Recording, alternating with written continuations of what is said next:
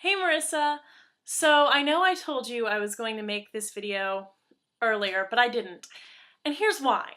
So I went against your advice and saw Eclipse anyway with my good friend because we have that sort of disgusted devotion to the series even though it's awful. The movie was so bad that it put me in a state of lethargy so intense that I could not make this video until today when I finally was required to leave the house and get back some energy. It was so bad.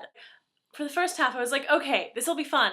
We can watch this, it'll be really bad, it'll be hilarious, we'll laugh, and then I'll think it's so bad and so funny I'll want to go home and make a vlog and tell Marissa about it.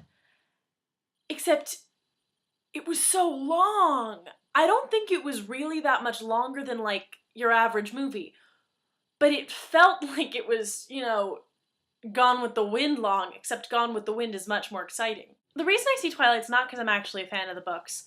It's because I'm an actress. We're both actresses, and so we understand that in order to know good acting, you must also know bad acting. And I see the Twilight Saga as my field experience with bad acting. Whoever thinks Kristen Stewart is a good actress is out of her mind. Yes, she is very like Bella, in the fact that Bella's annoying and stupid and has no real character traits. I can't honestly say she's stupid, that would be mean. I don't know her personally, but I have a feeling that she's not very smart considering the interviews I've seen. And she's got that man voice. I understand that I can have a low voice sometimes, but there's these things called voice coaches. You work with them, and then they teach you how to not sound like a man. As for Robert Pattinson, I mean, he put on an American accent, so I guess that's trying. I suppose I may be just defending him because he's pretty. I can't decide. They make his face look so plasticky with the makeup and the contacts, and I can't really tell if he's acting anymore because he just doesn't look human, which I know is the point. All he does is sort of squint his eyes. If you notice, everyone in the movie has really squinty eyes. Like, that's their idea of acting, is squinting their eyes. The point where you can't really tell if anyone's eyes are open. It bothers me. A lot. The one person of the cast I enjoy is Peter Facinelli, and it's not really in the movies because he doesn't do too much in the movies. He seems to be in on the joke, and he subtly makes fun of the whole thing while being interviewed about it. I like him for that. I do enjoy seeing Taylor Lautner on screen, and not just because he's shirtless. He's sort of the only happy person on set as far as I can tell. And I rather enjoyed him and his jorts. Tell your friend I approve of her use of the word jorts. It's been a favorite word of mine for years, and I'm glad someone else has come up with an international symbol for it. I will use that in the future. I think my favorite vampire is Jasper, Jackson Rathbone. It's not like that he's acting more than anyone else or anything. I mean, he does put on kind of a Texas accent. I know that's what he's supposed to be doing because they explain that he's a Texan. And I get that it's like a Civil War accent, but it kind of sounds like he's in Gone with the Wind. The accent is kind of precious.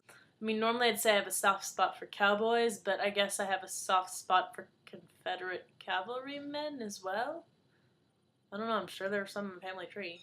Oh, that sounds incestuous. I don't understand why they cast Bryce Dallas Howard. Why would you bother recasting a role that only gets 5 minutes of screen time in this film and is then killed off? That's like a major insult to the actress, to Rachel what's-her-name. It's like, sorry, we don't think you're worth paying for 5 minutes of work. Sorry, go away. But you want to know my number one issue with Twilight? It's all about sex. And I'm not saying that things that are about sex are necessarily bad. It's the way it handles sex.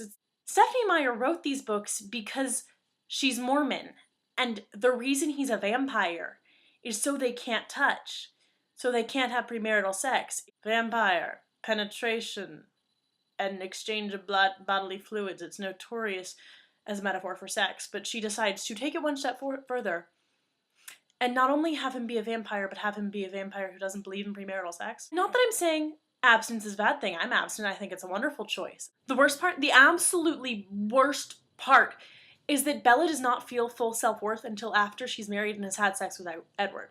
Her entire self-fulfillment, her happiness, her satisfaction, not sexual satisfaction, her satisfaction with life is not complete until after she's had sex. That's ridiculous. One of the greatest rulers in the world, Queen Elizabeth, the Virgin Queen. Who knows what she did behind closed quarters. But the world saw her as a virgin and respected her for it, and it made her more powerful. Mother Teresa? Hello. Pretty powerful woman, pretty incredible woman. None, basically. I hate what Twilight does to girls. Instead of being a strong female character, she's a character with terrible self-esteem who inflicts those self-esteem issues on young, impressionable girls. And it's sad. Plus, the girl who plays her can't act to save her life. But in other news, I made a cake. I got really bored this weekend, and I made a Happy 4th of July cake. So, Happy 4th of July! Mwah! Look, you can see my shoes. That's my shoe collection. It's ridiculous. I'm on the floor. I'm really random now. I'm gonna go. Bye. Everything's okay, see. Final question. Are we just too smart to like Twilight? I think so.